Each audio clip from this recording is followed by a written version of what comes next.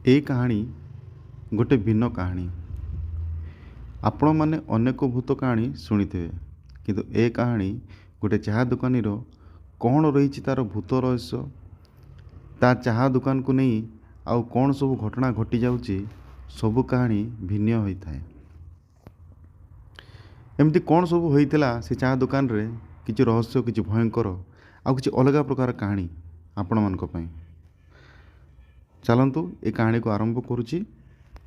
କାହାଣୀ ଆରମ୍ଭ ହୁଏ 3 ଜଣ ସାଙ୍ଗଙ୍କ ଠାରୁ, ଅକ୍ଷୟ, ସୁରଜ ଓ ଦୀପକ ଠାରୁ। ସେ 3 ଜଣ +3 ଦ୍ୱିତୀୟ ବର୍ଷର ଛାତ୍ର ଥିଲେ। ସେମାନଙ୍କୁ ସିନେମା ଦେଖିବାକୁ ବହୁତ ପସନ୍ଦ ଥିଲା, ହେଲେ ତାଙ୍କ ଗାଁରେ ସିନେମା ହଲ୍ ନଥିଲା। ଆଉ ସେ ସମୟରେ ଗୋଟେ ଭଲ ସିନେମା ହଲ୍ରେ ଚାଲିଥିଲା, କିନ୍ତୁ ତାଙ୍କ ଗାଁ ଠାରୁ 7 କିଲୋମିଟର ଦୂରରେ ଗୋଟେ ସିନେମା ହଲ୍ ଥିଲା।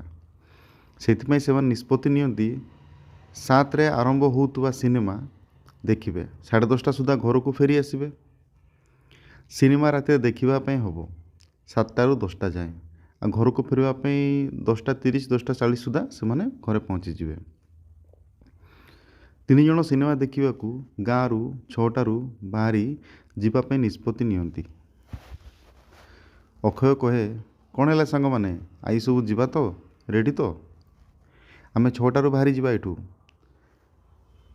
ଆଜି ରାତିରେ ଯେମିତି ହେଲେ ଦେଖି ଆସିବା। ସେଇଠୁ ସୁରଜ କହେ, କହିବା ପାଇଁ କିଛି ଅଛି, ବହୁତ କଷ୍ଟରେ ଘର ଲୋକଙ୍କଠୁ ପଇସା ମିଳିଛି ଆଉ ପରମିଶନ୍ ବି ମିଳିଛି। ଏ ସୁଯୋଗ ହାତଛଡ଼ା କରିଦେଲେ ଆଉ ସିନେମା ଦେଖି ଯାଇ ହେବ ନାହିଁ। ପରେ ଘର ଲୋକ ପଇସା ବି ଦେବେନି, ଆମ ଘରକୁ ବି ଜଲ୍ଦି ଫେରିବାର ବି ଅଛି। କ'ଣ କହୁଛ ତୁମମାନେ? ତ ସେଇଠୁ ଦୀପକ କହେ, ଆମେ 7ଟାରେ ଆରମ୍ଭ ହେଉଥିବା ସିନେମା ଦେଖିବା। ସିନେମା ହଲ୍ ପାଖରେ ବହୁତ ଗାଡ଼ି ଆସୁଛି, 30 ମିନିଟ୍ରେ ଘରେ ଆସି ପହଞ୍ଚିଯିବା 10:30 ସୁଦ୍ଧା। ହେଲେ ଏଇଠୁ ଆମକୁ ଜଲ୍ଦି ବାହାରି ଯିବା ପାଇଁ ହେବ। ତୁମେମାନେ ଜାଣିଛ ଗାଁଠୁ ବେଶୀ ଗାଡ଼ି ଯାଉନାହିଁ, ଆମକୁ ସମୟ ଆଗରୁ ଯିବା ପାଇଁ ହେବ ନା। ଅକ୍ଷୟ କହେ, ତୁ ନିଜେ କହୁଛୁ, ନିଜେ ଲେଟ୍ କରିଦେବୁ ନାହିଁ। ଆମକୁ ଏମିତି ବାର ବାର ସୁଯୋଗ ମିଳିବ ନାହିଁ। ଆମେ ମଧ୍ୟବିତ୍ତ ପରିବାରର ପିଲା, ନିଜର ଚାକିରି ନାହିଁ କି ରୋଜଗାର କରିବାର କ୍ଷମତା ନାହିଁ। ଘରେ ଯେତିକି ଟଙ୍କା ଦେଲେ ସେଥିରେ ଚାଲିବା କଥା। ଦୀପକ ସେଇଠୁ କହେ, ସେଥିପାଇଁ ଆମେ ଏ ସୁଯୋଗ ହାତଛଡ଼ା କରିବା ନାହିଁ। ସବୁ 6 ସୁଦ୍ଧା ରେଡ଼ି ହୋଇ ଗାଁ ଛକକୁ ଚାଲି ଆସିବ। ଆମକୁ 7 କିଲୋମିଟର ଦୂର ଯିବାର ଅଛି, ସେଇଠି ପହଞ୍ଚିଗଲେ ଗଲା। ସେଇଠୁ ସୁରଜ କହେ, ତାହେଲେ ଆମେ 6ଟା ସୁଦ୍ଧା ଆସି ଗାଁ ଛକରେ ଦେଖା ହେବା। ଠିକ୍ ଅଛି। ତ ସେମାନଙ୍କର ମନସ୍ଥ ହେଲା ସନ୍ଧ୍ୟା 6ଟାରେ ଗାଁ ଛକରେ ସବୁ ଦେଖା ହେବେ। ସୁରଜ, ଦୀପକ ଓ ଅକ୍ଷୟ ସନ୍ଧ୍ୟା 6ଟାରେ ସିନେମା ଦେଖିବା ପାଇଁ 7 କିଲୋମିଟର ଦୂରକୁ ଯିବା ପାଇଁ ନିଷ୍ପତ୍ତି ନିଅନ୍ତି। ହେଲେ ସିନେମା ହଲ୍ ସହିତ ସେଇ ଚା ଦୋକାନ କ'ଣ ସମ୍ପର୍କ ଅଛି, ସେଟା ଆପଣଙ୍କୁ ଏହି କାହାଣୀ ମାଧ୍ୟମରେ ମୁଁ ଆପଣଙ୍କୁ ଜଣେଇବି। ଅକ୍ଷୟ, ସୁରଜ, ଦୀପକ ନିଜର ପ୍ଲାନ୍ ଅନୁଯାୟୀ ସନ୍ଧ୍ୟା 6ରେ ଆସି ଗାଁ ଛକରେ ପହଞ୍ଚି ଯାଆନ୍ତି ସିନେମା ଦେଖି ଯିବା ପାଇଁ। କିନ୍ତୁ ବହୁ ସମୟ ଅପେକ୍ଷା କରିବା ପରେ ସେମାନଙ୍କୁ ଗାଡ଼ି ମିଳେ ନାହିଁ। ବହୁ ସମୟ ପରେ ଗୋଟେ ଗାଡ଼ି ମିଳେ। ଏ 3 ଜଣ ସିନେମା ହଲ୍ ପାଖରେ ଯାଇ ପହଞ୍ଚି ଯାଆନ୍ତି, କିନ୍ତୁ ସେତେବେଳକୁ ସିନେମା ଆରମ୍ଭ ହୋଇଯାଇଥାଏ ଅଲରେଡ଼ି। ସେଥିପାଇଁ ସେମାନେ ଲେଟ୍ ନାଇଟ୍ ମୁଭିଜ୍ ଦେଖିବା ପାଇଁ ଡିସିଜନ୍ ନିଅନ୍ତି, ଯେମିତିକି 9ଟାରୁ 12ଟା ମୁଭି। ସୁରଜ କହେ, ବହୁତ କଷ୍ଟରେ ଘରୁ ଟଙ୍କା ଆଣି ଆସିଛେ ମାନେ ଆଜି ଯେମିତି ହେଲେ ସିନେମା ଦେଖିକି ଯିବା, ଆଉ ଆମକୁ ସୁଯୋଗ ମିଳିବ ନାହିଁ। ବର୍ଷା ଦିନ, ଶୀତ ଶୀତ ଲାଗୁଛି, ଏତେ ସମୟ ପୁଣି ୱେଟ୍ କରିବା ପାଇଁ ହେବ ଆମକୁ। ଦୀପକ ସେଇଠୁ କହେ, ହଁ, ଗପି ଗପି 3 ଘଣ୍ଟା ଚାଲିଯିବ, ହେଲେ ଆସିଛେ ମାନେ ସିନେମା ଦେଖିକି ଯିବା। ଲାଗୁଛି ବର୍ଷା ହେବ ବୋଧେ, କୋହଲା ପବନ ଦେଉଛି, ଆକାଶଟା କଳା ମେଘ ଦେଖାଯାଉଛି। ଅକ୍ଷୟ କହେ, ବର୍ଷା ଦିନରେ ବର୍ଷା ହେବ ନାହିଁ ତ ଆଉ କ'ଣ ହେବ? ଆମକୁ ଖାଲି ଗାଡ଼ି ମିଳିଯାଉ ରାତି 12ଟାରେ, ନହେଲେ ପୁରା ରାତି ରୋଡ଼ରେ ଶୋଇବା ପାଇଁ ହେଉ। ସୁରଜ ସେଇଠୁ କୁହେ, ମୋତେ କିଛି କହ ନାହିଁ, ମୁଁ ରାସ୍ତାରେ ଶୋଇବାର ନାହିଁ, ମୋତେ ବେଶୀ ଡର ଲାଗେ। ଦୀପକ କହିଲା, ସେମିତି କିଛି ହେବ ନାହିଁ। ଆମେ ସିନେମା ଦେଖିବା ପରେ ଆମମାନଙ୍କୁ ଯେମିତି ହେଲେ ଗାଡ଼ି ମିଳିଯିବ, ଆଉ ଆମେ 30 ମିନିଟ୍ ଭିତରେ 12:30-40 ସୁଦ୍ଧା ଘର ଭିତରେ ପହଞ୍ଚିଯିବା। ସୁରଜ କହେ, ସବୁ ଠିକ୍ ଯେ, ଯାହା ଘରୁ ଖାଇ ଆସିଥିଲେ, ଏବେ 8:50 ହେଇଗଲାଣି, କିଛି ଖାଇନେ, ଭୋକ ବି ଲାଗିଲାଣି। ଏ ଗୋଟେ ଏମିତି ସିନେମା ହଲ୍ ଆଖପାଖରେ କୌଣସି ଦୋକାନ ଗୋଟେ ନାହିଁ। ମଣିଷକୁ ଭୋକ ଲାଗିଲେ କ'ଣ କରିବ? ମୋତେ ତ ବେଶୀ ଭୋକ ହେଉଛି। ଅକ୍ଷୟ କୁହେ, ଆହୁରି 3-4 ଘଣ୍ଟା ଅପେକ୍ଷା କରିବା ପାଇଁ ହେବ। ଏବେ କିଛି ଖାଇବାକୁ ଆମକୁ ମିଳିବ ନାହିଁ ରେ ସାଙ୍ଗମାନେ। ଏ ବର୍ଷା ଦିନ, ଥଣ୍ଡା ପବନ ଆଉ ବର୍ଷା ହେଲା ଭଳି ଲାଗୁଛି, ସେଥିରେ ପୁଣି ଭୋକ, ଆଉ କ'ଣ କରିବା? ଆଜି ଭଲର ନାମ ନେଇଛେ ଆମେମାନେ। ସୁରଜ କୁହେ ଚାଲ ଯିବା, ସିନେମା ଏବେ ଆରମ୍ଭ ହୋଇଯିବ। ଏତେ କଷ୍ଟ କରି ଆମେ ଆସିଲେ, ଆଉ ଯଦି ଭୋକ ଲାଗୁଛି ବୋଲି ସିନେମା ଦେଖିବା ନାହିଁ, ଘରକୁ ଫେରିଯିବା, ତାହେଲେ ଆମ କଷ୍ଟର କ'ଣ ମୂଲ୍ୟ ରହିବ? ଦୀପକ କହିଲା ନା ନା, ଆସିଛେ ମାନେ ଯାହା ବି ହେଇଯାଉ ଆଜି ସିନେମା ଦେଖିକି ଯିବା। ଘର ଲୋକଙ୍କଠୁ ଯେତେ କଷ୍ଟରେ ଏତେ ଟଙ୍କା ମିଳିଛି, ଆଉ କେହି ଟଙ୍କା ମିଳିବ ନାହିଁ। ଅକ୍ଷୟ କୁହେ ହଉ ହଉ, ଆଉ ବେଶୀ ଗପ ନାହିଁ, ଚାଲ ଭିତରକୁ ଯିବା, ସିନେମା ଆରମ୍ଭ ହେଇଯିବ, ମାତ୍ର 2 ମିନିଟ୍ ସମୟ ରହିଗଲା, ଆଉ ଡେରି କର ନାହିଁ ତମମାନେ କେହି, ଚାଲ ଯିବା। ସେମିତି କହି 3 ଜଣ ଭିତରକୁ ଗଲେ। ଦୀପକ ଆଉ ଅକ୍ଷୟ, ସୁରଜ 3 ଜଣ ଯାକ ସିନେମା ହଲ୍ ଭିତରେ ଯାଆନ୍ତି ସିନେମା ଦେଖିବା ପାଇଁ। ଆଉ ବହୁତ ମଜାରେ ସିନେମା ଦେଖନ୍ତି। ସେମାନଙ୍କୁ ସିନେମା ବହୁତ ଭଲ ଲାଗେ। ରାତି 12ଟାରେ ସିନେମା ସରିବା ପରେ 3 ଜଣ ବାହାରକୁ ଆସି ଦେଖନ୍ତି ଝିପିଝିପି ବର୍ଷା ପବନ ଆରମ୍ଭ ହୋଇଯାଇଛି। ଆଉ ତା ସହିତ ବିଜୁଳି ବି ମାରୁଛି। 3 ଜଣ ଯାକ ସିନେମା ହଲ୍ ଗେଟ୍ ଆଗରେ ଛିଡ଼ା ହୋଇଥାନ୍ତି। ଅନ୍ୟ ଦର୍ଶକମାନେ ନିଜର ଗାଡ଼ି ଆଣି ଥିବାରୁ ସେମାନେ ଚାଲିଯାଆନ୍ତି। ହେଲେ ଏ 3 ଜଣ ଗେଟ୍ ଆଗରେ ଛିଡ଼ା ହୋଇ ରୁହନ୍ତି। ବର୍ଷା ଆରମ୍ଭ ହେବା ସହିତ ଗାଡ଼ି ନାହିଁ। ଏବେ ଏମାନେ କ'ଣ କରିବେ? ସେମାନେ ଚିନ୍ତାରେ ପଡ଼ିଯାଇଥାନ୍ତି। ଏବେ ଏ 3 ଜଣ କ'ଣ କରିବେ କିଛି ଭାବି ପାରୁନଥାନ୍ତି। ସିନେମା ହଲ୍ ଗେଟ୍ ଆଗରେ ଛିଡ଼ା ହୋଇ ରହିଥାନ୍ତି ସିକ୍ୟୁରିଟି ଗାର୍ଡ଼। କ'ଣ ହେଲା ସାର୍, ଆପଣମାନେ ଯାଆନ୍ତୁ, ମୁଁ ଗେଟ୍ ବନ୍ଦ କରିବି, ମୋ ଘରକୁ ଯିବି। ସୁରଜ ସେଠୁ କୁହେ ଦେଖୁଛନ୍ତି ତ ବର୍ଷା ଆରମ୍ଭ ହୋଇଗଲାଣି, ଆଉ ମୋତେ ଏବେ ଜ୍ୱର ହୋଇ ଭଲ ହେଇଛି। ଆମେ ଘରୁ ଏଇଠୁ 10 କିଲୋମିଟର ଦୂର, ଆମେ କେମିତି ଯିବୁ? ସେଇଠୁ ସିକ୍ୟୁରିଟି ଗାର୍ଡ଼ କୁହେ ହେଲେ ମୁଁ କ'ଣ କରିବି? ମୋତେ ବି ମୋ ଘରକୁ ଯିବା ପାଇଁ ହେବ। ମୋ ଡ୍ୟୁଟି ଶେଷ ହେଲା, ମୋ ତ ପୁଣି ଘରେ ପରବରେ ଅଛି ନା। ମୋତେ କ୍ଷମା କରିବେ, ମୁଁ ଏଇଠୁ ପଳେଇବି, ଆପଣ ଯାଆନ୍ତୁ। ମୁଁ ଏଇଠି ଆପଣଙ୍କ ପାଇଁ ସିନେମା ହଲ୍ ଖୋଲି ରହିପାରିବି ନାହିଁ, ଆପଣମାନେ ଯାଆନ୍ତୁ। ସିକ୍ୟୁରିଟି ଗାର୍ଡ଼ ଏମିତି କହିଲା। ଦୀପକ କହେ ସାର୍, ଆମମାନେ ସବୁ ଗାଁ ପିଲା, ଆମର କାମ ନାହିଁ, ଆମେ ସବୁ ଷ୍ଟୁଡେଣ୍ଟ। ଘରୁ ମିଛ କହି ଟଙ୍କା ନେଇ ଆସିଲୁ ସିନେମା ଦେଖିବାକୁ। ଆମ ପାଖରେ ବାଇକ୍ ନାହିଁ, ଆଉ ଦେଖୁଛନ୍ତି ବର୍ଷା ହେଉଛି, ରାତି 12ଟା 18 ହେଲାଣି, ଗୋଟେ ଗାଡ଼ି ବି ନାହିଁ। ଆମେ 10 କିଲୋମିଟର କେମିତି ଯିବୁ? ଆମକୁ ଆଜି ରାତିଟା ଏଇଠି ରହିବା ପାଇଁ ଦିଅନ୍ତୁ। ଆମ ସାଙ୍ଗର ଜ୍ୱରଟା ଏବେ ଭଲ ହେଇଛି, ଆଉ ଥରେ ଭିଜିଗଲେ ଜ୍ୱର ହେଇଯିବ। ସିକ୍ୟୁରିଟି ଗାର୍ଡ଼ କହେ ମୁଁ ହେଲ୍ପଲେସ୍ ସାର୍, ମୁଁ କ'ଣ ହେଲ୍ପ କରିପାରିବି? ମୁଁ ସିନେମା ହଲ୍ର ଅନର୍ ନୁହେଁ, ମୁଁ ଗୋଟେ gate employee. Cinema hall owner order ଟାଇମ୍ରେ ସିନେମା ହଲ୍କୁ ବନ୍ଦ କରିବା ପାଇଁ ହେବ। ମୁଁ ମୋ ନିଜ ଇଚ୍ଛାରେ ଖୋଲି ରଖିପାରିବି ନାହିଁ ସିନେମା ହଲ୍କୁ। ବେଟର୍ ହେବ ତୁମେମାନେ ଏବେ ଏଇଠୁ ଚାଲିଯାଅ, ଅଧିକ ବର୍ଷା ହେଲେ ଯାଇପାରିବ ନାହିଁ। ପ୍ଲିଜ୍ ଯାଆନ୍ତୁ ଆପଣମାନେ। ଅକ୍ଷୟ କୁହେ ଠିକ୍ ଅଛି ରେ ସାଙ୍ଗମାନେ, ଚାଲ ଯିବା। ସେ ବି କ'ଣ କରିବେ, ତାଙ୍କୁ ତାଙ୍କ କାମ କରିବା ପାଇଁ ଦିଅ, ଚାଲ ଯିବା ଆମେ ମାନେ। ସିକ୍ୟୁରିଟି ଗାର୍ଡ଼ କହିଲା ପ୍ଲିଜ୍ ଗୋ। ସୁରଜ ସେଇଠୁ କୁହେ ଚାଲରେ, ଏବେ ଫୋର୍ସ କରିବା ଠିକ୍ ହେବ ନାହିଁ। ବର୍ଷା ଭିଜି ଜ୍ୱର ହେଲେ ବି ଚାଲ, ଏତେ ରିକ୍ୱେଷ୍ଟ କରି କିଛି ଲାଭ ନାହିଁ, ଚାଲ ପଳେଇବା। 3 ଜଣ ଯାକ ବର୍ଷାରେ ବାହାରି ଯାଆନ୍ତି। 10 କିଲୋମିଟର ଦୂରକୁ ଯିବା ପରେ 10 କିଲୋମିଟର ଯିବା ପାଇଁ ହାତରେ ମୋବାଇଲ ଧରି ଫ୍ଲାସ୍ ଅନ୍ କରି ମୋବାଇଲର ଯାଆନ୍ତି ସେମାନେ। 1 କିମି ଦୂର ଯାଉ ଯାଉ ଜୋରରେ ବର୍ଷା ଆରମ୍ଭ ହୋଇଯାଏ। ବର୍ଷା ଆଉ ପବନରେ ସୁରଜର ଜ୍ୱର ଆରମ୍ଭ ହୋଇଯାଏ। ସୁରଜ ଜ୍ୱରରେ ଥରୁଥାଏ। ଦୀପକ ଆଉ ଅକ୍ଷୟ ବହୁତ ଚିନ୍ତାରେ ପଡ଼ିଯାଆନ୍ତି। ସେ ସମୟରେ 2 ଜଣ ମଦୁଆ ଯାଉଥାନ୍ତି ସେ ରାସ୍ତାରେ। ମଦୁଆ କହେ କିରେ କୁଆଡ଼େ ଯାଉଛ ଏତେ ରାତିରେ? ଦୀପକ କହିଲା ନିଜ ଗାଁ ନା କୁହ। ମଦୁଆ କହିଲା ଆରେ ସେ ଗାଁ ତ ଆଉ 9-10 କିଲୋମିଟର ଦୂର ଅଛି, ଚାଲି ଚାଲି କେମିତି ଯିବ? ମୋ କଥା ମାନ, ଏଇଠୁ ଲେଫ୍ଟ ସାଇଡ଼୍ରେ ଗୋଟେ ସରୁ ରାସ୍ତା ପଡ଼ିଛି ତୁମ ଗାଁକୁ ଯିବା ପାଇଁ, ମାତ୍ର 4 କିଲୋମିଟର ଦୂର ହେବ। ତୁମେମାନେ ସେ ରାସ୍ତାରେ ଚାଲି ଚାଲି ଗଲେ ଜଲ୍ଦି ପହଞ୍ଚିଯିବ। ସୁରଜ ଆଶ୍ଚର୍ଯ୍ୟ ହୋଇକି ମୋତେ ଜୋରରେ ଶୀତ ଲାଗୁଛି ସାଙ୍ଗମାନେ, ମୁଁ ଚାଲିପାରିବିନି ଆଉ। ଅକ୍ଷୟ କହେ ସେ ଲୋକ ଯେଉଁ ରାସ୍ତା କହିଲା ସେପଟେ ଗଲେ ଜଲ୍ଦି ଘରେ ପହଞ୍ଚିଯିବା, ଆଉ ଯଦି ଘର ମିଳିଯିବ ତାଙ୍କ ଦୁଆରରେ ରହିଯିବା, ନହେଲେ ସୁରଜର ବେଶୀ ଦେହ ଖରାପ ହେଇଯିବ। ଦୀପକ କହେ ତୁ ଠିକ୍ କଥା କହିଲୁ, ଚାଲ ଯିବା, ଆମେ ଘରକୁ ଜଲ୍ଦି ପହଞ୍ଚିବାର ବି ଅଛି।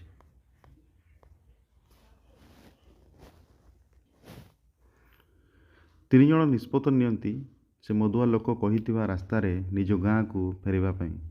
ସୁରଜର ବର୍ଷା ପବନରେ ଜ୍ୱର ଆରମ୍ଭ ହୋଇଯାଇଛି, ଦେହ ତାତି ଉଠୁଛି। ରାତି 1 ସମୟ ହୋଇଗଲାଣି, ରାସ୍ତାରେ ଗୋଟେ ବି ଗାଡ଼ି ନାହିଁ। ବର୍ଷା କାଚୁଛି, ତା ସହିତ ଜୋର ଜୋର ପବନ ହେଉଛି, ବିଜୁଳି ଘଡ଼ଘଡ଼ି। 10 କିମି ଚାଲି ଚାଲି ଯିବା ସେମାନଙ୍କ ପାଖରେ ଆଉ ସମ୍ଭବ ନୁହେଁ। ସେଥିପାଇଁ 3 ଜଣ ସେ ରାସ୍ତାରେ ବାହାରି ଯାଆନ୍ତି ଯାହା ମଦୁଆ ଠିକଣା ଦେଇଥିଲା। ବର୍ଷା ସେମିତି ଚାଲିଥାଏ। ବର୍ଷା ହେବାରୁ ଚାରିଆଡ଼େ ଲାଇନ୍ କଟାଯାଇ ପୁରା ଅନ୍ଧାର ଦେଖାଯାଉଥାଏ।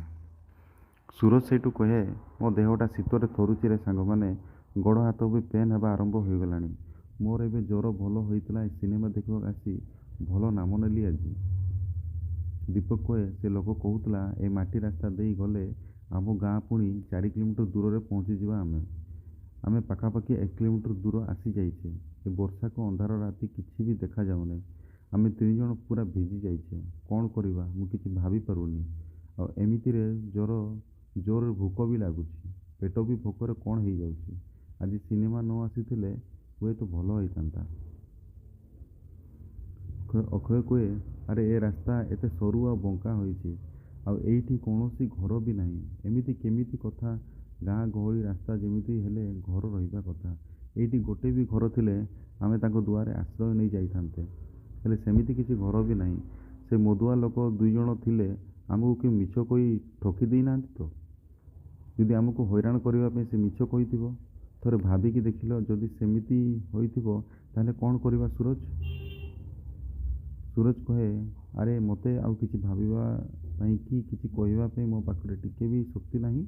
ମୋତେ ଖାଲି ନେଇ ମୋ ଘରେ ଛାଡ଼ିଦିଅ, ସେତିକି ଦରକାର ମୋର। ଏ ବର୍ଷା ପାଣି ମାଡ଼ ଆଉ ସହିପାରୁନି, ମୋତେ ବେଶୀ କଷ୍ଟ ହେଉଛି। ଦୀପକ, ଆରେ ସୁରଜ, ତା ଦେହ ଭଲ ନାହିଁ।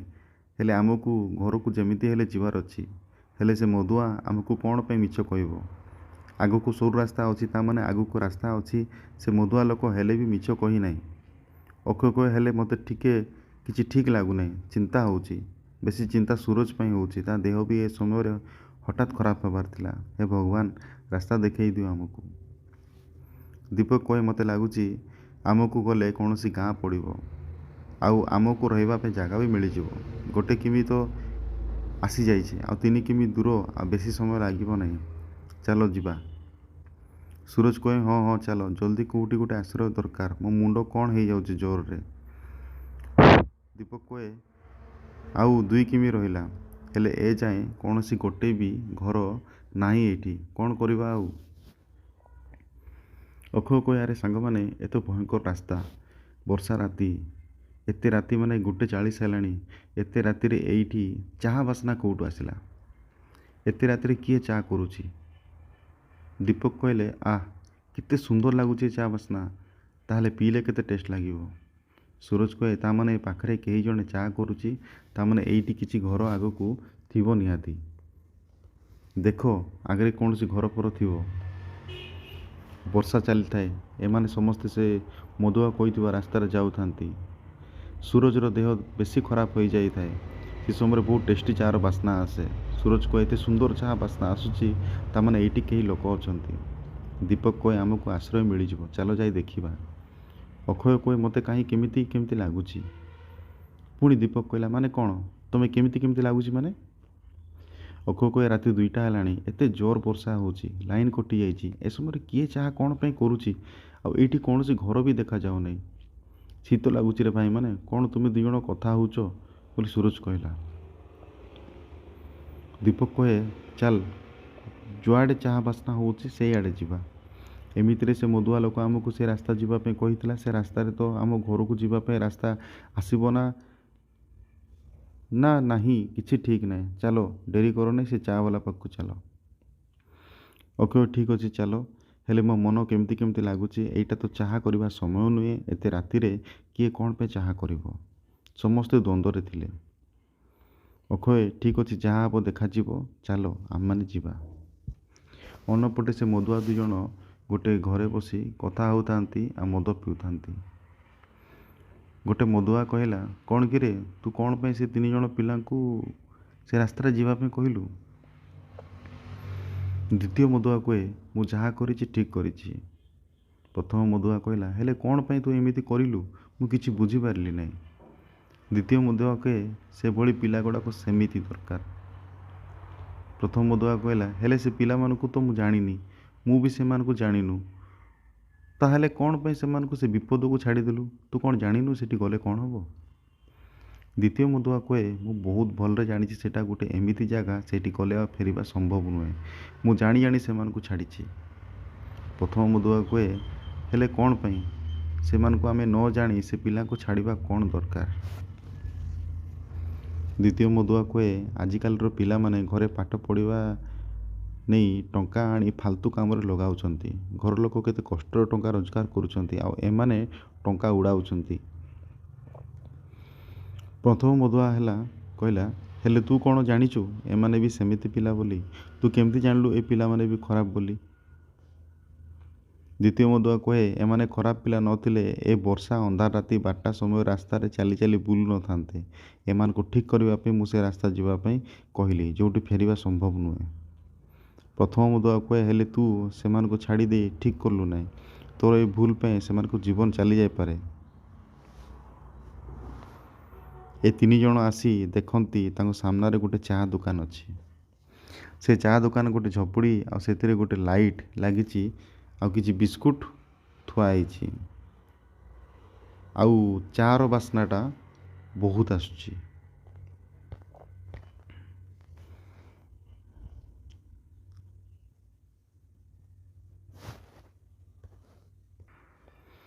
ଏମାନେ ଡେରି ନକରି ସେ ଝପୁଡ଼ି ଚା' ଦୋକାନକୁ ଯାଆନ୍ତି। ବାହାରେ ବର୍ଷା ହେଉଛି, ସେ 3 ଜଣ ଝପୁଡ଼ି ଭିତରେ ଯାଇ ବସିଯାଆନ୍ତି।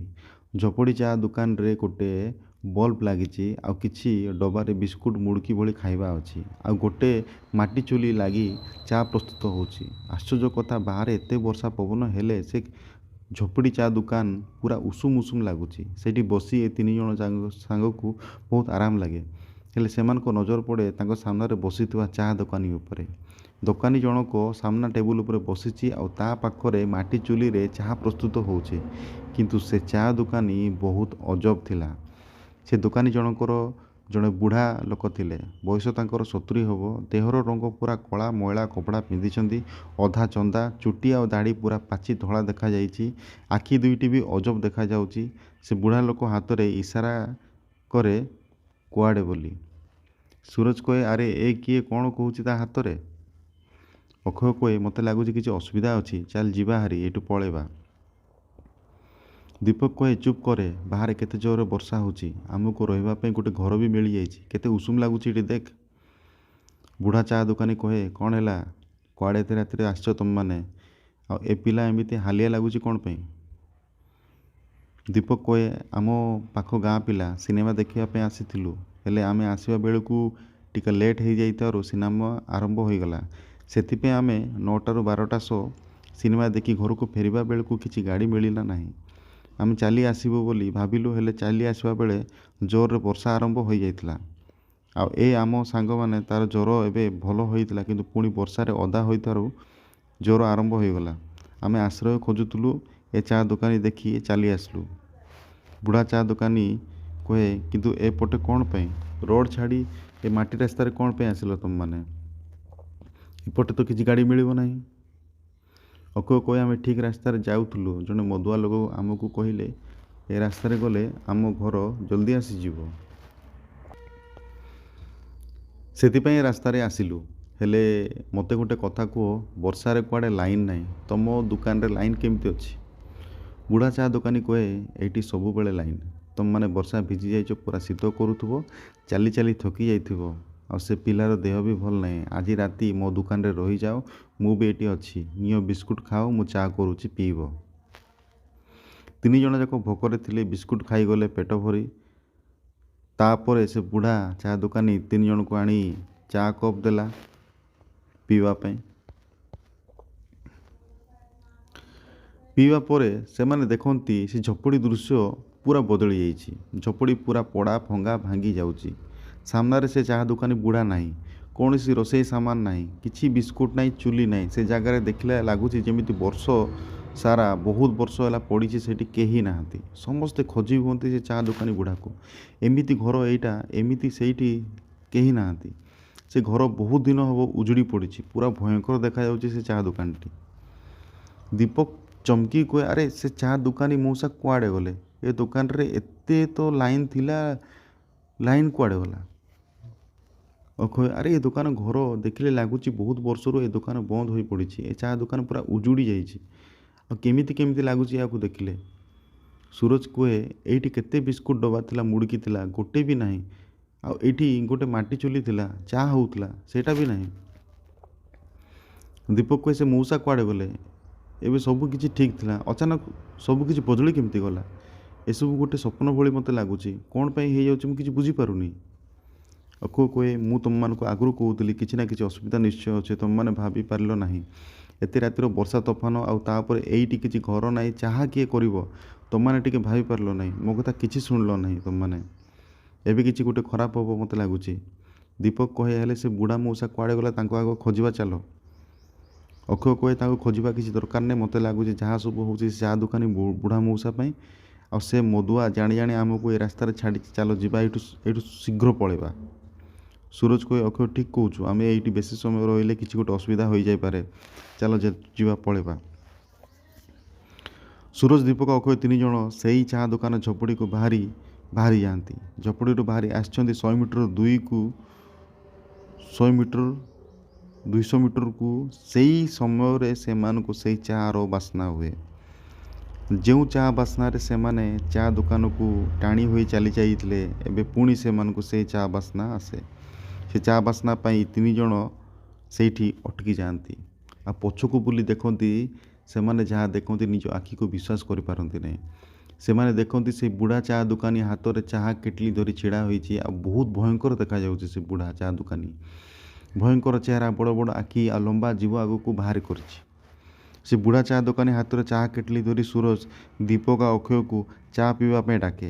ସେ ଚା ଦୋକାନୀ ଏ ରୂପ ଦେଖି ସୁରଜ, ଦୀପକ ଆଉ ଅକ୍ଷୟ ବହୁତ ଡରିଯାଆନ୍ତି। ସେମାନେ କ'ଣ କରିବେ କିଛି ଭାବିପାରନ୍ତି ନାହିଁ। ସେମିତି ସେଠି ଛିଡ଼ା ହୋଇ ରୁହନ୍ତି। କିଏ ବୁଢ଼ା ଚା ଦୋକାନୀ? କ'ଣ ହେବ? ସେମାନେ ଡରିକି ଆଉ କିଛି ଭାବିପାରୁନଥିଲେ ଯେ ତାଙ୍କ ସାଙ୍ଗରେ କ'ଣ ହେବ କ'ଣ ନାହିଁ। ସୁରଜ, ଦୀପକ ଆଉ ଅକ୍ଷୟ ସେ ଭୟଙ୍କର ବୁଢ଼ା ଚା ଦୋକାନୀକୁ ଏମିତି ନିଜ ପାଖରେ ଦେଖି ବହୁତ ଡରି ଯାଇଥାନ୍ତି। ଡରରେ ସେମାନଙ୍କ ପାଦ ଆଗକୁ ବଢ଼େ ନାହିଁ। ସେମାନେ କ'ଣ କରିବେ କିଛି ଭାବିପାରନ୍ତି ନାହିଁ। ସୁରଜ କହେ ବୁଢ଼ା ମଉସା ଏଠି କ'ଣ ଆସିଗଲା? ଏବେ ତ ସେ ଚା ଦୋକାନରେ କିଛି ଅବସ୍ଥା ନଥିଲା, ଆଉ ଏ ବୁଢ଼ା ମଉସା ବି ଦୋକାନରେ ନଥିଲା। ଦୋକାନ ପୁରା ଭାଙ୍ଗି ଯାଇଥିଲା, ଗୋଟେ ବି ସେ ଜିନିଷ ନଥିଲା। ଏ ବୁଢ଼ା ମଉସା ପୁଣି ହାତରେ ଚା କେଟଲି ଧରି କ'ଣ ପାଇଁ ଆମ ଆଡ଼େ ଆସୁଛି? ଦୀପକ କହେ ମୋତେ କିଛି ଠିକ୍ ଲାଗୁନାହିଁ, କ'ଣ ହେଉଛି ଏସବୁ? ଅକ୍ଷୟ କହେ ଏଇଠୁ କେମିତି ଯିବା ମୁଁ କିଛି ଭାବିପାରୁନାହିଁ। ଚା ଦୋକାନୀ ବୁଢ଼ା ମଉସା, କ'ଣ ହେଲା କିରେ ପିଲେ, ଚାଲି ଆସିଲ ମୋ ଦୋକାନରୁ, କ'ଣ ହେଲା? ଚା କ'ଣ ଭଲ ଲାଗିଲା ନାହିଁ କି ତୁମମାନଙ୍କୁ? ସୁରଜ କହେ ନା ନା, ଚାହା ବହୁତ ଭଲ ଥିଲା, ଆମେମାନେ ଜୀବନରେ ଏମିତି ଚା କେବେ ପିଇନଥିଲୁ। ଚା ଦୋକାନୀ ବୁଢ଼ା ମଉସା କହିଲେ ତାହେଲେ ଚାଲି ଆସିଲ କ'ଣ ପାଇଁ? ବର୍ଷା ରାତିରେ ମୋ ଦୋକାନରେ ରହିଯାଇଥାନ୍ତ। ଦୀପକ କହେ ତମେ ଯିବ ଏମିତି କ'ଣ ବାହାରକୁ ବାହାରି ଆସିଛି? ଆଉ କିଛି ସମୟ ଆଗରୁ ତୁମ ଦୋକାନ ପୁରା ଠିକ୍ ଥିଲା, ଦୋକାନରେ ଲାଇନ୍ ଥିଲା, ଟେବୁଲ୍ ପଡ଼ିଥିଲା, ଖାଇବା ଜିନିଷ ଥିଲା, ଚୁଲି ଥିଲା ଯେଉଁଥିରେ ଚା ହେଉଥିଲା। କିଛି ସମୟ ଭିତରେ ସବୁ କିଛି ବଦଳିଗଲା, ଆଉ ଚା ଦୋକାନ ଏମିତି ଲାଗିଲା ଯେମିତି ବର୍ଷ ବର୍ଷ ଧରି ପଡ଼ି ରହିଛି। ଅକ୍ଷୟ କହେ ତୁ ଆଉ ବେଶୀ କଥା କହନି, ଚୁପ୍ ରହ। ମଉସା ଆପଣ ବୋଧେ ଆପଣଙ୍କ ପଇସା ମାଗିବା ପାଇଁ ଆସିଛନ୍ତି। ଆମେ ଆପଣଙ୍କୁ ପଇସା ଦେଇଥାନ୍ତୁ, କିନ୍ତୁ ଆପଣ ସେଇଠୁ କୁଆଡ଼େ ଚାଲିଗଲେ, ଆମେ ପାଇଲୁ ନାହିଁ। ଆମକୁ ଘରେ ଯିବାର ଥିଲା, କାଲି ସକାଳେ ଆସି ଟଙ୍କା ଦେଇଥାନ୍ତୁ, ହେଲେ ଆପଣ ଆସିଗଲେ, ତ ଏବେ ପଇସା ନେଇଯାଆନ୍ତୁ। ଚା ଦୋକାନୀ ବୁଢ଼ା ମଉସା କହେ ମୋର ଟଙ୍କା ଦରକାର ନାହିଁ, ମୁଁ ଆଜି ରାତି ସାରା ଚା କରିବି, ଆଉ ତୁମେମାନେ ଆଜି ରାତି ସାରା ମୋ ସହିତ ଚା ପିଇବ। ସୁରଜ କହେ ଏମିତି କ'ଣ ପାଇଁ ବୁଢ଼ା କହୁଛି? ଅକ୍ଷୟ କହେ ଚୁପ୍ କର, ବେଶୀ କଥା କହନି ତୁ। ଚା ଦୋକାନୀ ବୁଢ଼ା ମଉସା କହେ କ'ଣ ହେଲା କୁହ, ତୁମମାନେ ଆଜି ରାତି ସାରା ମୋଠୁ ଚା ପିଇବ, ଆଉ ମୋ ଚା'ର ପ୍ରଶଂସା କରିବ, ମୁଁ ମାଗଣାରେ ଚା ଦେବି ତୁମମାନଙ୍କୁ। ଅକ୍ଷୟ କହେ ମଉସା ରାତି 2:30 ହେଲାଣି, ଆଉ ବେଶୀ ସମୟ ରହି ହେବ ନାହିଁ।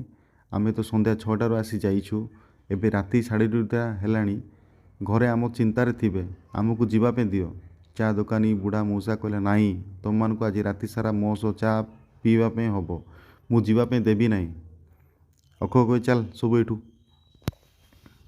ଚା ଦୋକାନୀ ବୁଢ଼ା ମଉସା କଥା ନ ଶୁଣି ସୁରଜ, ଦୀପକ ଆଉ ଅକ୍ଷୟ ସେଠୁ ଚାଲିଯାଆନ୍ତି, କିଛି ବାଟ ଚାଲିଯାଆନ୍ତି। ଅକ୍ଷୟ କହେ ମୋତେ ଲାଗୁଛି ଆମେ ଗୋଟେ ଭୂତ ହାବୁଡ଼ରେ ପଡ଼ିଯାଇଛେ। ମୋତେ ଲାଗୁଛି ଚା ଦୋକାନୀ ବୁଢ଼ା ମଉସା ଗୋଟେ ଭୂତ, ଆଉ ସେ ଚା ଦୋକାନୀ ତାର ଏଇଠୁ ଜଲ୍ଦି ଯିବା। ଆଉ ସମସ୍ତେ ଜୋର ଜୋରରେ ଚାଲିବା ପାଇଁ ଲାଗିଲେ। ସୁରଜ, ଦୀପକ ଆଉ ଅକ୍ଷୟ ଯିବାକୁ ଚେଷ୍ଟା କରିବା ବେଳେ ତାଙ୍କ ସାମ୍ନାରେ ସେ ଚା ଦୋକାନୀ ବୁଢ଼ା, କିନ୍ତୁ ଏବେ ସେ ଚା ଦୋକାନୀ ବୁଢ଼ା ମଉସାର ଗୋଟେ ହାତ ନଥିଲା, ସେ ଗୋଟେ ହାତରେ ଚା କେଟଲି ଧରି ଛିଡ଼ା ହୋଇଛି ଆଉ ହସୁଛି। ଚା ଦୋକାନୀ ବୁଢ଼ା ମଉସା କହେ ଆସ ଆସ ମୋ ଚା ପିଇବ, ମୁଁ ମୋ ହାତରେ ତୁମକୁ ଚା ପିଆଇ ଦେବି, ଆଉ ତୁମମାନେ ରାତି ସାରା ମୋ ଚା ପିଇବ ଆଉ ପ୍ରଶଂସା କରିବ। ଏମିତି କହିକି ବାର ବାର ସେମାନଙ୍କୁ ଅନୁରୋଧ କରୁଥାଏ ଚା ପିଇବା ପାଇଁ ସେଇ ଚା ଦୋକାନୀ ବୁଢ଼ା। ସୁରଜ ଦୀପକ ଅକ୍ଷୟ କିଛି ବାଟ ଚାଲିଯାଆନ୍ତି। ସୁରଜ, ଆରେ ଭାଇ, ସେ ଚା ଦୋକାନୀ ବୁଢ଼ା ମଉସାର ଏଇ କି ରୂପ? ସେ ଆମ ପାଖକୁ ଚାହା କେଟଲି ଧରି କ'ଣ ପାଇଁ ଆସିଲା? ଆଉ ସେ ଆମ ରାତି ସାରା ଚାହା ପିଇବ ଆଉ କ'ଣ ପାଇଁ ବାଧ୍ୟ କରୁଥିଲା? ଦୀପକ କହେ, ସେ ସବୁ ଠିକ୍। ତା'ର କେତେ ବଡ଼ ଲମ୍ବା ଜୀବ ଦେଖିଲ ତ? ଆଉ ତା'ର ଗୋଟେ ବି ହାତ ନାହିଁ। ଦୋକାନରେ ଚା ପିଇବା ବେଳେ ସେ ତ ସବୁ କିଛି ଠିକ୍ ଥିଲା, ହେଲେ ଏମିତି କେମିତି ହେଲା? ଅକ୍ଷୟ କହେ, ଆରେ ମୁଁ ପୁରା ସିଓର ସେ ଗୋଟେ ଭୂତ। ଚାଲ ଏଇଠୁ ଚାଲିଯିବା, ନହେଲେ ସେ ଆମକୁ ମାରି ଖାଇଦେବ। ସେ ଏବେ ଆମ ପଛରେ ପାଖାପାଖି 300 ମିଟର ଦୂରରେ ଅଛି। ଆମେ ଚାଲ ଏଇଠୁ ଚାଲିଯିବା। ଅନ୍ୟ 2 ଜଣ କହିଲେ, ଚାଲ ଚାଲ ଚାଲ। ସେ 3 ଜଣ ଯିବା ବେଳକୁ ତାଙ୍କ ସାମ୍ନାରେ ପୁଣି ସେଇ ଚା ଦୋକାନୀ ବୁଢ଼ା ମୂଷା ନିଜ ଗୋଟେ ହାତରେ ସେମାନଙ୍କୁ ଅଟକାଇବାକୁ ଚେଷ୍ଟା କରେ। ଚା ଦୋକାନୀ ବୁଢ଼ା ମୂଷା କହେ, କୁଆଡ଼େ ଚାଲି ଯାଉଛ ତୁମେମାନେ? ମୋ ହାତ ତିଆରି ଚା ପିଇବ ନାହିଁ? ଆସ ପିଇବ। ଦୀପକ କହେ, ଆମକୁ ଯିବା ପାଇଁ ଦିଅନ୍ତୁ, ଘରେ ଅପେକ୍ଷା କରିଥିବେ। ଚା ଦୋକାନୀ ବୁଢ଼ା ମୂଷା, ହେଲେ ଚା ନ ପିଇଲେ ମୁଁ ତ ଯିବା ପାଇଁ ଦେବି ନାହିଁ। ଆଜି ରାତି ସାରା ମୁଁ ଚା ଦେବି, ଆଉ ତୁମେମାନେ ପିଇବ ଆଉ ପ୍ରଶଂସା କରିବ। ଚା ବୁଢ଼ା ଦୋକାନୀ କହେ, 3 ଜଣଙ୍କୁ ଆଉ ଥରେ 3 କପ୍ ଚା ପିଇବା ପାଇଁ ବାଧ୍ୟ କରେ। ଆଉ ସୁରଜ, ଦୀପକ ଏବଂ ଅକ୍ଷୟ ବାଧ୍ୟ ହୋଇ ଚା ପିଇବାକୁ ଲାଗନ୍ତି। କିନ୍ତୁ ଏଥର ଚାହା ସ୍ୱାଦ ଆଗ ଭଳି ସ୍ୱାଦିଷ୍ଟ ନଥିଲା। ଚାହା ପୁରା ପିତା ଲାଗୁଥିଲା। ଏମାନଙ୍କ ପାଖରେ ଆଉ କିଛି ରାସ୍ତା ନାହିଁ। ସାମ୍ନାରେ ଚା ଦୋକାନୀ ବୁଢ଼ା ମୂଷା ଭୂତ, ଆଉ ସେ ଚା ପିଇବା ପାଇଁ ଦେଉଛି। ପିତା ଲାଗିଲେ ବି ସେମାନେ ଚା ପିଇବା ପାଇଁ ଚେଷ୍ଟା କରୁଥାନ୍ତି। କାଳେ ଚା ନ ପିଇଲେ ସେ ଚା ଦୋକାନୀ ବୁଢ଼ା ଭୂତ ଏମାନଙ୍କୁ ମାରିଦେବ, ସେ ଡରରେ ସମସ୍ତଙ୍କ ମନରେ ଥାଏ। ଚା ଦୋକାନୀ ବୁଢ଼ା ମୂଷା, କ'ଣ ହେଲା ପିଲେ, ଚା ଭଲ ଲାଗୁଛି ତ? ଏବେ ଚା ଦୋକାନରେ ମୋ ଚାହାର ଯେମିତି ପ୍ରଶଂସା କରୁଥିଲ, ସେମିତି ପ୍ରଶଂସା କର ମୋ ଚାହାର। ସୁରଜ, ଚା ତ ପୁରା ବଢ଼ିଆ ହେଇଛି। ଅକ୍ଷୟ, ଚୁପ୍ କର, ମୁଁ କହୁଛି। ମଉସା, ସେ କହୁଛି ଚା ତ ପୁରା ବଢ଼ିଆ ହେଇଛି। ଏମିତି ଚା ଆମ ଜୀବନରେ ଆମେ କେବେ ପିଇ ନଥିଲୁ। ଚା ଦୋକାନୀ ବୁଢ଼ା ମୂଷା କହିଲେ, ହଁ, ମୋ ଭଳି ଚା କେହି ବି ଏ ବ୍ରହ୍ମାଣ୍ଡରେ ବନେଇ ପାରିବେ ନାହିଁ। 50 ବର୍ଷ ହେବ ମୁଁ ଚା ବେପାର କରୁଛି। ଅକ୍ଷୟ କହିଲା, ଠିକ୍ ଅଛି, ବହୁତ ଭଲ। ଚା ଦୋକାନୀ ବୁଢ଼ା ମୂଷା, ରୁହ, ମୁଁ ଆଉ ଚା କରୁଛି। ଦୀପକ, ଦେଖୁଛ ତମେ 2 ଜଣ, ସେ ଚା ଦୋକାନୀ ବୁଢ଼ା ମୂଷା କେମିତି ବିନା ନିଆଁରେ ଚା କରୁଛି। ଅକ୍ଷୟ, ତୁ ଟିକେ ତ ମୁହଁ ବନ୍ଦ କର, ସେ ଚା କରୁଛି। ଏ ସମୟରେ ଏଇଠୁ ଚାଲିଯିବା। ସେହି ସମୟରେ ଜଙ୍ଗଲ ରାସ୍ତା ଆଡ଼େ 3 ଜଣ ଚାଲିଯାଆନ୍ତି। ଅକ୍ଷୟ କହେ, 2 ଥର ସେ ଚା ଦୋକାନୀ ବୁଢ଼ା ମୂଷା, ଭୂତଟାରୁ ବଞ୍ଚି ଆସିଲ। ଦେଖ, ସାମ୍ନାରେ ରୋଡ଼ ଦେଖାଯାଉଛି। ଆମକୁ ଜଲ୍ଦି ସେଇଠି ପହଞ୍ଚିବାର ଅଛି। ଚାଲ ଯିବା, ଆଉ ପଛକୁ ଦେଖ ନାହିଁ। ଆମକୁ ସେଠି ରୋଡ଼ ପାଖରେ ପହଞ୍ଚିବା ପାଇଁ ହେବ। ଚାଲ ଯିବା। ସୁରଜ, ଦୀପକ, ଅକ୍ଷୟ ସେ 3 ଜଣ ଆଗକୁ ବଢ଼ିବା ପାଇଁ ଲାଗିଲେ, କାହିଁକିନା ସେଠି ଆଗରେ ରୋଡ଼ ଦେଖିକି। ସୁରଜ, ଦୀପକ ଆଉ ଅକ୍ଷୟ ସେ ଚା ଦୋକାନୀ ବୁଢ଼ା ମୂଷା ଭୂତଟାରୁ ନିଜ ଜୀବନ ରକ୍ଷା କରିବା ପାଇଁ ସେମାନେ ଜଙ୍ଗଲ ଆଡ଼େ ଦୌଡ଼ି ଚାଲିଯାଆନ୍ତି। ସେତେବେଳକୁ ବର୍ଷା ଛାଡ଼ି ଯାଇଥାଏ। ଆକାଶ ପରିଷ୍କାର ଦେଖାଯାଉଥାଏ। ଜଙ୍ଗଲ ଭିତରୁ ଦୂରକୁ ରୋଡ଼ ଦେଖାଯାଉଥାଏ। ଗୋଟେ ଟ୍ରକ୍ ଯାଉଥାଏ। ଏମାନଙ୍କୁ ଆଉ ଜଙ୍ଗଲରୁ 400 ମିଟର ଚାଲିଗଲା ପରେ ରୋଡ଼ରେ ପହଞ୍ଚିଯିବାର ଥାଏ। ହେଲେ ଅନ୍ଧାର, ପୁଣି ଜଙ୍ଗଲ। ଜଲ୍ଦି 400 ମିଟର ଚାଲିଯିବା ଏମାନଙ୍କ ପାଖରେ ସମ୍ଭବ ନଥାଏ। ତଥାପି ଚାଲିଯିବା ପାଇଁ ଚେଷ୍ଟା କରୁଥାନ୍ତି। ଅନ୍ଧକାର ରାତିରେ ଜଙ୍ଗଲ ଆହୁରି ଭୟଙ୍କର ଦେଖାଯାଉଥାଏ। ସେମାନେ ତଥାପି ଯିବା ପାଇଁ ଚେଷ୍ଟା କରୁଥାନ୍ତି ସେ ଭୟଙ୍କର ଜଙ୍ଗଲରେ। ସୁରଜ କୁହେ, ରୁହ। ଦୀପକ, ଆରେ ତୋର ପୁଣି କ'ଣ ହେଲା? ଚାଲ ଯିବା, ଆହୁରି ଚାଲିଯିବା କୁ ହେବ। ଏବେ ଏଇଠୁ ନ ଗଲେ ପୁଣି ଥରେ ସେ ବୁଢ଼ା ମୂଷା ଭୂତ, ମାନେ ଚାହା ଦୋକାନୀ ବୁଢ଼ା ମୂଷା ଚାଲି ଆସିବ। ଅକ୍ଷୟ କୁହେ, 2 ଥର ସେ ଆସିଗଲା ଆମ ପାଖକୁ, ଆଉ ଥରେ ଆସିବ ନାହିଁ ବୋଲି କିଛି ମାନେ ଅଛି? ସୁରଜ, ନାଇଁ, ମୋତେ ଆଉ କିଛି କୁହ ନାହିଁ, ମୋତେ କିଛି କୁହ ନାହିଁ। ଏ ପ୍ରଭୁ, ଶୀଘ୍ର ଚାଲିଯିବା ଏବେ, ନହେଲେ ସେ ବୁଢ଼ା ପଳେଇ ଆସିବ। ସେଠୁ ସୁରଜ କହେ, ମୁଁ ଆଉ ଆଗକୁ ଯାଇପାରିବି ନାହିଁ। 2 ଜଣ କହିଲେ, କ'ଣ କହୁଛୁ ତୁ? ଜାଣିପାରୁଛୁ ତ? ତୁ କହୁଛୁ ଆଉ ଆଗକୁ ଯାଇପାରିବୁ ନାହିଁ? ସୁରଜ କୁହେ, ଠିକ୍ ଶୁଣୁଛ ତୁମେମାନେ, ମୁଁ ଆଉ ଆଗକୁ ଯାଇପାରିବି ନାହିଁ। ମୋତେ କିଛି କୁହ ନାହିଁ। ଅକ୍ଷୟ କୁହେ, ପାଗଳ ଭଳି କଥା କହନି। ସେ ନହେଲେ ଆସିଯିବ। ସେ ଚା ଦୋକାନୀ ବୁଢ଼ା ଭୂତ ଆସିଲେ ଆମକୁ ଚା ଦେଇ ମାରିଦେବ। କିଛି ବାଟ ଚାଲିଲେ ରୋଡ଼ ଆସିଯିବ। ଟ୍ରକ୍ ଯାଉଛି, ସେଥିରେ ଚାଲିଯିବା। ଚାଲ, ନହେଲେ ସେ ଚା ଦୋକାନୀ ବୁଢ଼ା ଭୂତ ହାତରେ ଆମ ଜୀବନ ଯିବ ଆଜି। ସୁରଜ କହେ, ଆରେ ସାଙ୍ଗମାନେ ବୁଝ, ମୁଁ କ'ଣ ପାଇଁ ଯିବାକୁ ନାହିଁ କହୁଛି। ଦୀପକ କହେ, କ'ଣ ପାଇଁ? କ'ଣ ହେଲା ତୋର?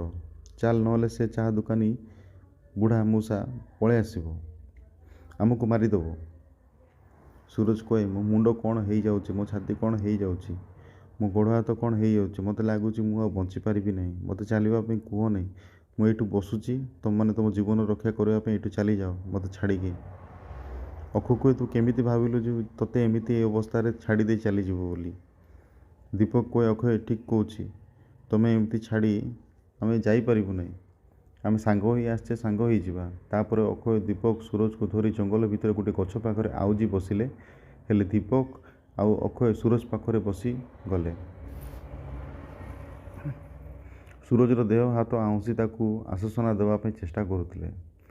ସୁରଜ କହେ ସାଙ୍ଗମାନେ ମୋ ଦେହ କ'ଣ ହେଇଯାଉଛି, ମୋ ମୁଣ୍ଡ ମୋ ଛାତି କ'ଣ ହେଇଯାଉଛି। ଦୀପକ କହେ ଆରେ ଆମେ ଅଛୁ, କିଛି ହେବ ନାହିଁ, ଟେନସନ୍ ନେଇନି। ଅକ୍ଷୟ କହେ ଆମେ ଦୁଇ ଜଣ ତୋତେ ଉଠେଇ ନେଇ ରୋଡ଼କୁ ଚାଲି ଯିବୁ, ତୁ କିଛି ସମୟ ଏଇ ଗଛରେ ଆଉଜି ବସେ, ତାପରେ ଏଇଠୁ ଚାଲିଯିବ। ସୁରଜ ଦୀପକ ଆଉ ଅକ୍ଷୟ ଜଙ୍ଗଲ ଭିତରେ ଗଛ ପାଖରେ ବସିଥିବା ସେହି ସମୟରେ ସେ ଗଛ ଆପେ ଆପେ ହଲିବାକୁ ଲାଗେ। ଧୀରେ ଧୀରେ ଗଛ ହଲି ହଲି ଜୋର ଜୋର ଗଛ ହଲିବାକୁ ଲାଗେ। ଗଛ ତଳେ ବସିଥିବା ଏହି ତିନି ଜଣ ବୁଝିପାରନ୍ତି ନାହିଁ କ'ଣ ପାଇଁ ଗଛ ଏମିତି ଏତେ ଜୋରରେ ହଲୁଛି। ବର୍ଷା ଛାଡ଼ି ଯାଇଛି, ଆଉ ପବନ ବି ହେଉନାହିଁ, ଗଛ କେମିତି ହଲୁଛି। ସୁରଜ ଦୀପକ ଅକ୍ଷୟ ଜଙ୍ଗଲରେ ଗଛ ତଳେ ବସି ସେଇ କଥା କୁହନ୍ତି। ଗଛ କ'ଣ ପାଇଁ ଏମିତି ହଲୁଛି, କ'ଣ ପାଇଁ ତାଙ୍କର ଏଇ ଅବସ୍ଥା, ସେମାନେ ଭାବି ପାରୁନଥାନ୍ତି ତାଙ୍କ ସାଙ୍ଗରେ କ'ଣ ସବୁ ଘଟି ଚାଲିଛି। ସୁରଜ ଦୀପକ ଆଉ ଅକ୍ଷୟ ଜଙ୍ଗଲ ରାସ୍ତାକୁ ରୋଡ଼କୁ ଆସିବା ପାଇଁ ଚେଷ୍ଟା କରିବା ବେଳେ ଅଚାନକ ସୁରଜର ଦେହ ବହୁତ ଖରାପ ହୋଇଯାଏ, ତାକୁ ଚାଲିବା ପାଇଁ ଶକ୍ତି ମିଳେ ନାହିଁ। ସେଥିପାଇଁ ଦୀପକ ଓ ଅକ୍ଷୟ ସୁରଜକୁ ଜଙ୍ଗଲ ଭିତରେ ଗୋଟେ ଗଛ ତଳେ ଗଛରେ ଆଉଜି ବସାଇ ଦେଇ ସେ ତିନି ଜଣ ସୁରଜଙ୍କ ପାଖରେ ବସିଥାନ୍ତି। ସେତେବେଳକୁ ବର୍ଷା ପବନ ବନ୍ଦ ହୋଇଯାଇଥାଏ, କିନ୍ତୁ ଏମାନେ ବସିଥିବା ଗଛ ତଳେ ସେ ଗଛ ହଲିବାକୁ ଲାଗେ ଜୋର ଜୋର। ଗଛ ଏମିତି ବିନା କାରଣରେ ହଲିବା ଦେଖି ସୁରଜ ଦୀପକ ଅକ୍ଷୟ ବହୁତ ଡରିଯାଆନ୍ତି। ଦୀପକ କହେ ଆରେ ବର୍ଷା ତ ଛାଡ଼ି ଯାଇଛି, ଆଉ ପବନ ବି ନାହିଁ, ତାହେଲେ ଏ ଗଛ ଏମିତି ହଲୁଛି କ'ଣ ପାଇଁ। ହେ ଭଗବାନ, କ'ଣ ସବୁ ହେଇଯାଉଛି ମୁଁ କିଛି ବୁଝିପାରୁନି। ସୁରଜର ତ ଦେହ କେମିତି ଲାଗୁଛି, ଠିକ୍ ଅଛି ତ, ଆମକୁ ଏଇଠୁ ଯିବା ପାଇଁ ହେବ। ଦୀପକ ପଚାରେ ସୁରଜକୁ। ଅକ୍ଷୟ ସେଠୁ କୁହେ ଦେଖ ତୁମେ ଦୁଇ ଜଣ ଜଙ୍ଗଲ ଭିତରେ ଆମେ ଅଛେ, ଏଇଠି ଆଉ କୌଣସି ଗଛ ବି ହଲୁନାହିଁ, ହେଲେ ଆମେ ଯେଉଁ ଗଛ ତଳେ ବସିଛେ ସେଇ ଗଛ ଖାଲି ହଲୁଛି। ଏଇଟା ଲକ୍ଷ୍ୟ କର ତୁମମାନେ, ଏଇଟା କେମିତି ସମ୍ଭବ, ବିନା କାରଣରେ ଏପରି ଭାବରେ ଗୋଟେ ଗଛ କେମିତି ହଲି ପାରୁଛି। ସେଠୁ ଦୀପକ କହେ ସୁରଜ ତୁ ଉଠ, ଏଇଠୁ ଚାଲିଯିବା, ନହେଲେ ବହୁତ ଅସୁବିଧା ହେବ। ସୁରଜ କହେ ନାହିଁରେ ସାଙ୍ଗମାନେ, ମୋତେ ଯିବା ପାଇଁ କୁହ ନାହିଁ, ମୋ ଦେହ କ'ଣ ହେଇଯାଉଛି, ମୋ ମୁଣ୍ଡ ବୁଲେଇ ଦେଉଛି, ମୁଁ ଯିବି ନାହିଁ, ମୋ ଦେହ ଆଉ ଶକ୍ତି ନାହିଁ, ମୋତେ କିଛି କୁହ ନାହିଁ, ମୁଁ ଯାଇପାରିବି ନାହିଁ, ପ୍ଲିଜ୍ କିଛି କୁହ ନାହିଁ, ମୁଁ ଯାଇପାରିବିନି। ଦୀପକ କହେ ଆରେ ତୋତେ ଆମ ଆଗ ଏ ପାଖରେ ଥିବା ମେଡ଼ିକାଲ ନେଇଯିବ, କିନ୍ତୁ ଆମକୁ ଆଗ ରୋଡ଼କୁ ଯିବା ପାଇଁ ହେବ ରେ, ବୁଝେ। ସୁରଜ କହେ ମୁଁ କିଛି ବୁଝିବା ପାଇଁ ଚାହୁଁନାହିଁ, ମୋ ଦେହ କ'ଣ ହେଇଯାଉଛି, ମୋ ମୁଣ୍ଡ କ'ଣ ହେଇଯାଉଛି, ହେ ପ୍ରଭୁ କ'ଣ କରିବି। ଅକ୍ଷୟ ଆରେ ଆମେ ନ ଗଲେ ଯଦି ସେ ଚା ଦୋକାନୀ ବୁଢ଼ା ମଉସା ଭୂତ ଆସିଯିବ କ'ଣ ହେବ ଜାଣିପାରୁଛୁ ତ। ସେଠୁ ସୁରଜ କହେ ଚା ଦୋକାନୀ ବୁଢ଼ା ମଉସା ଭୂତ, ମୋତେ ଲାଗୁଛି ଚା ଦୋକାନୀ ବୁଢ଼ା ମଉସା ଆସିବା ଆଗରୁ ମୋ ଦେହ ଯାହା ହେଉଛି ମୁଁ ମରିଯିବି। ଅକ୍ଷୟ କହେ ନିଜ ଉପରେ ଆତ୍ମବିଶ୍ୱାସ ରଖେ, ତୋର କିଛି ହେବ ନାହିଁ, ଆମେ ଦୁଇ ଜଣ ଅଛୁ, ତୋତେ ଏଇଠି ଏକା ଛାଡ଼ି ଯିବୁ ନାହିଁ, ତୋତେ ଆମ ସହିତ ନେଇଯିବୁ, ଆଉ ଟ୍ରକରେ ସିଧା ମେଡ଼ିକାଲ ଯିବା। ଏ ଦୀପକ ଆସେ, ତୁ ଆଉ ମୁଁ ସୁରଜକୁ ଧରି ଏଇଠୁ ଚାଲିଯିବା, ଆଉ 300 ମିଟର ରହିଲା ଯିବା ପାଇଁ, ଚାଲ। ସୁରଜ କହିଲା, ହେଲେ ଦୀପକ ସାଙ୍ଗେ ସାଙ୍ଗେ କହେ ବେଶୀ କଥା କହ ନାହିଁ, ସେ ଚା ଦୋକାନ ବୁଢ଼ା ମଉସା ଭୂତ ଆସିବା ଆଗରୁ ଆମେ ଏଇଠୁ ଚାଲିଯିବାଟା ଭଲ। ଦୀପକ ଆଉ ଅକ୍ଷୟ ସୁରଜକୁ ଧରି ଆଣିବା ପାଇଁ ଚେଷ୍ଟା କରୁଥିବା ବେଳେ ଯେଉଁ ଗଛ ହଲୁଥିଲା ସେ ଗଛରୁ ହସିବା ଶବ୍ଦ ଶୁଣାଯାଏ। ତାପରେ ସେ ଗଛ ଉପରୁ ସୁରଜ ଦୀପକ ଆଉ ଅକ୍ଷୟ ଚାହିଁ ଦେଖନ୍ତି, ସେ ଗଛ ଉପରେ ସେ ଚା ଦୋକାନୀ ବୁଢ଼ା ମଉସା ଭୂତ ବସିଛି ଗଛ ଡାଳରେ, ତାହା ବି କେଟଲି ଥୁଆ ହୋଇଛି। ଏବେ ସେ ଚା ଦୋକାନ ଭୂତ ମଉସାର ଦୁଇ ହାତ ନାହିଁ।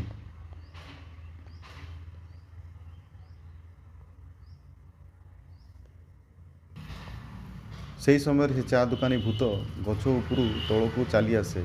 ତାକୁ ଦେଖି ସୁରଜ ଦୀପକ ଆଉ ଅକ୍ଷୟ ବହୁତ ଡରିଯାଆନ୍ତି। ଚା ଦୋକାନୀ ଭୂତ ଆସ ମୋ ଚା' ପିଅ, ମୋର ସୁଆଦିଆ ଚା' ପିଅ, ଏମିତି କହିକି ଡରାଏ। ସୁରଜ କହେ, ମୋ ଦେହ କ'ଣ ହେଇଯାଉଛି ରେ ସାଙ୍ଗମାନେ, ମୋତେ ଲାଗୁଛି ମୁଁ ଆଉ ଘରକୁ ଯାଇପାରିବିନି। ମୋ ଘର ଲୋକଙ୍କ କଥା ମୋତେ ବେଶୀ ମନେ ପଡ଼ୁଛି। ମୋ ଦେହ କ'ଣ ହେଇଯାଉଛି, ମୋ ଛାତି ମୁଣ୍ଡ କ'ଣ ହେଇଯାଉଛି, ମୋ ଗୋଡ଼ ହାତ ବହୁତ କଷ୍ଟ ହେଉଛି। ଦୀପକ ସେଇଠୁ କୁହେ, ତୁ ଥୟ ଧରେ, କିଛି ହେବ ନାହିଁ, ଆମେ ଦୁଇଜଣ ଅଛୁ, ତୋର କିଛି ହେବା ପାଇଁ ଦେବୁ ନାହିଁ, କିଛି ହେବ ନାହିଁ। ଅକ୍ଷୟ ସବୁ ଚୁପଚାପ ଚାହା ପିଇ ଦିଅ। ଆଉ ସେ ଆଉଥରେ ଚାହା କରିବା ବେଳକୁ ଆମେ ଏମାନଙ୍କଠୁ ଚାଲିଯିବା ପାଇଁ ଏଠୁ 200 ମିଟର ରୋଡ଼ ଆମେ ଚାଲିଯିବା। ଚା' ଦୋକାନୀ ଭୂତ, କ'ଣ ନିଜ ଭିତରେ ଚୁପଚୁପ କଥା ହେଉଛ? ମୋ ଚାହା ପିଇବ ନାହିଁ ନା କୁହ, ପଚାରେ। ସୁରଜ କହେ, ଆମେ ତ 2 ଥର ଚାହା ପିଇଲୁ, ଆଉ ପୁଣି କ'ଣ ପାଇଁ ଚାହା ପିଇବା ପାଇଁ କହୁଛ ତମେ? ଚା' ଦୋକାନୀ ଭୂତ କହେ, କ'ଣ ପାଇଁ? ମୋ ଚାହା କ'ଣ ତୁମମାନଙ୍କୁ ଭଲ ଲାଗିଲା ନାହିଁ? କୁହ ମୋତେ, ତୁମମାନଙ୍କୁ ମୋ ଚାହା ଭଲ ଲାଗିଲା ନା ନାହିଁ? ଅକ୍ଷୟ କହେ, ହଁ ହଁ ମଉସା, ଚା' ବହୁତ ସ୍ୱାଦ ଥିଲା। ତମ ଭଳି ଚାହା କେହି କରିପାରିବେ ନାହିଁ। ମୁଁ ତ ଏମିତି ଚାହା କେବେ ପିଇ ନଥିଲି। କ'ଣ କିରେ, ଠିକ୍ କହୁଛି ନା? ତ ଦୀପକ ବି ଆଉ ସୁରଜ ବି, ହଁ ହଁ, ବହୁତ ଭଲ ଥିଲା। ଆମେ ତ ଚାହା ପିଇଲୁ, ଏବେ ଆମ ଘରକୁ ଯାଉଛୁ। ଏମିତି କହି ସେମାନେ ଖସି ଯିବାକୁ ଚାହୁଁଥିଲେ। ଅକ୍ଷୟ ବି କହେ, ହଁ ମଉସା, ଏବେ ଆମକୁ ଯିବା ପାଇଁ ଦିଅ, ଆମେ କାଲି ଆଉଥରେ ଆସିକି ଚାହା ପିଇବୁ ତୁମର। ଚା' ଦୋକାନୀ ଭୂତ କହେ, କେବେ ନୁହେଁ, ତୁମେମାନେ ମୋ ଚାହା ଏବେ ପିଇବ। ମୁଁ ଚାହା କରୁଥିବି, ତୁମେମାନେ ପିଉଥିବ। ଆଉ ଯଦି ଏଇଠୁ ଯିବା ପାଇଁ ଚେଷ୍ଟା କରିବ ଚାହା ନ ପିଇ, ତାହେଲେ ତୁମମାନଙ୍କ ରକ୍ତ ପିଇଦେବି। ସୁରଜ, ଦୀପକ ଆଉ ଅକ୍ଷୟର ଇଚ୍ଛା ନଥିଲେ ବି ସେ ଚା' ପିଇବାକୁ ଲାଗନ୍ତି। ଚା'ରୁ ଏତେ ଦୁର୍ଗନ୍ଧ ବାହାରୁଥିଲା ଯେ କେହି ସମ୍ଭାଳି ପାରିବ ନାହିଁ। ନଳ ପଚାଠାରୁ ଅଧିକ ଗନ୍ଧ ହେଉଥିଲା ସେ ଚାହା, ଆଉ ନିମ୍ବଠାରୁ ପିତା ଆଉ ଲୁଣିଆ। ଇଚ୍ଛା ନଥିଲେ ବି 3 ଜଣ ଯାକ ସେ ଚା' ପିଇବାକୁ ବାଧ୍ୟ। ସେ ଚା' ପିଇ 3 ଜଣ ବାନ୍ତି କରିବାକୁ ଲାଗନ୍ତି। ସୁରଜର ଦେହ ଖରାପ ଥିଲା, ବାନ୍ତି ହେବା ପରେ ସେ ବେହୋସ ହୋଇଗଲା। ସୁରଜକୁ ବେହୋସ ହେବାର ଦେଖି ଦୀପକ ଆଉ ଅକ୍ଷୟ ବହୁତ ଡରିଯାଆନ୍ତି। ସେହି ସମୟରେ ଚା' ଦୋକାନୀ ଭୂତ ଗଛ ତଳେ ବସି ଚାହା କରିବାକୁ ଲାଗେ। ସେହି ସମୟରେ ଦୀପକ ଓ ଅକ୍ଷୟ ସୁରଜକୁ ଉଠାଇ ଧରି ରୋଡ଼ ଆଡ଼େ ଦୌଡ଼ିବାକୁ ଲାଗନ୍ତି। କିଛି ସମୟ ପରେ ରୋଡ଼ରେ ପହଞ୍ଚି ଯାଆନ୍ତି। ସେତେବେଳକୁ ରାତି 3ଟା। କିଛି ଗାଡ଼ି ନାହିଁ ରୋଡ଼ରେ। ଦୀପକ ଆଉ ଅକ୍ଷୟ ସୁରଜକୁ ରୋଡ଼ ସାଇଡ଼ରେ ଶୁଆଇ ଦେଇ ତା ପାଖରେ ବସି ଗାଡ଼ିକୁ ଅପେକ୍ଷା କରନ୍ତି। ସେହି ସମୟରେ ଦୀପକ କାନ୍ଧରେ କାହାର ହାତ ଥୋଇବା ଭଳି ଅନୁଭବ ହୁଏ। ଦୀପକ ହଠାତ୍ ଦେଖେ ତା ପଛରେ ରୋଡ଼ରେ ଏବେ ସେ ଚାହା ଦୋକାନୀ ଭୂତ।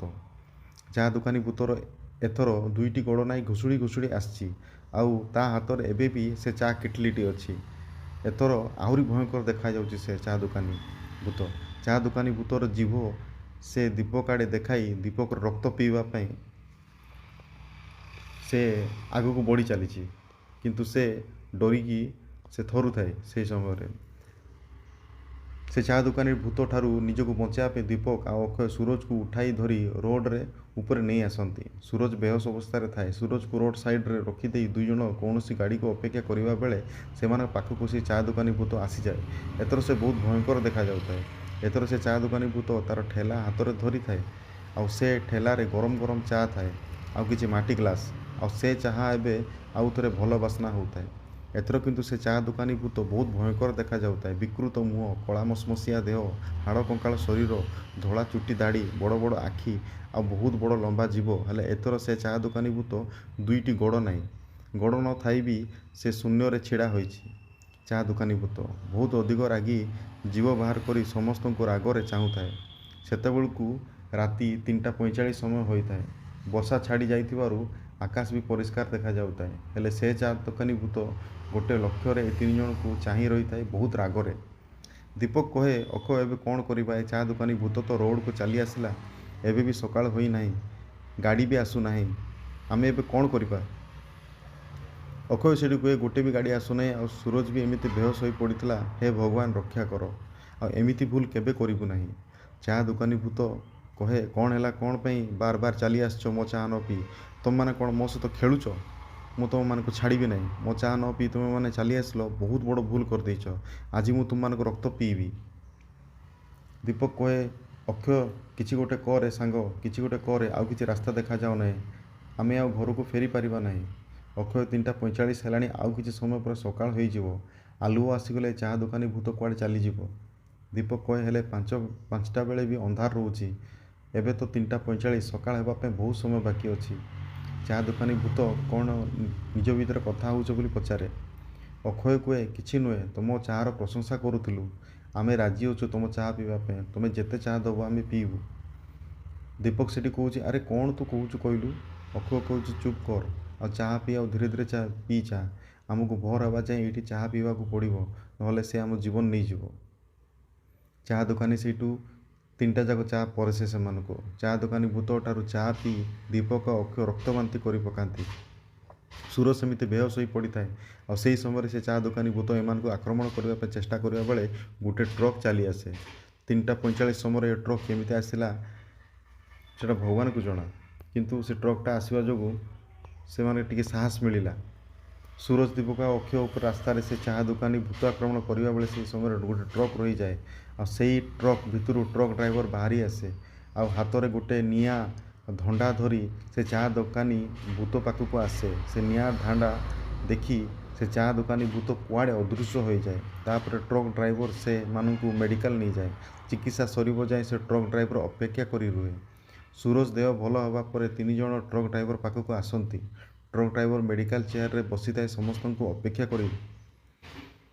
ଅକ୍ଷୟ କୁହେ ଆପଣଙ୍କୁ କେମିତି ଧନ୍ୟବାଦ ଦେବୁ ଆମେ ଜାଣିପାରୁନୁ। କାଲି ରାତିରେ ଆପଣଙ୍କ ପାଇଁ ଆମ 3 ଜଣଙ୍କ ଜୀବନ ବଞ୍ଚିଗଲା, ନହେଲେ ଆମ 3 ଜଣ କାଲି ମରିଯାଇଥାନ୍ତୁ। ଆପଣ କାଲି ଭଗବାନ ହୋଇ ଆମ ଜୀବନ ରକ୍ଷା କଲେ।